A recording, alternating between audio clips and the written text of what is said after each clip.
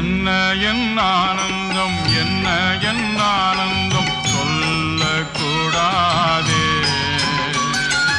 என்ன என் ஆனந்தம், என்ன என் ஆனந்தம் சொல்லக்கூடாதே. மன்னன் கிறிஸ்து என் பாவத்தை எல்லாம் மன்னித்து விட்டாரே. வெள்ளங்கி பொன்மூடி வாத்தியம் மேல் வீட்டில் ஜெய கொடியுடனே மண்ணுலகில் வந்து விண்ணுலகில் சென்ற மன்னனை ஸ்தோத்தரிப்போம். மண்ணுலகில் வந்து விண்ணுலகில் சென்ற மன்னனை ஸ்தோத்தரிப்போம்.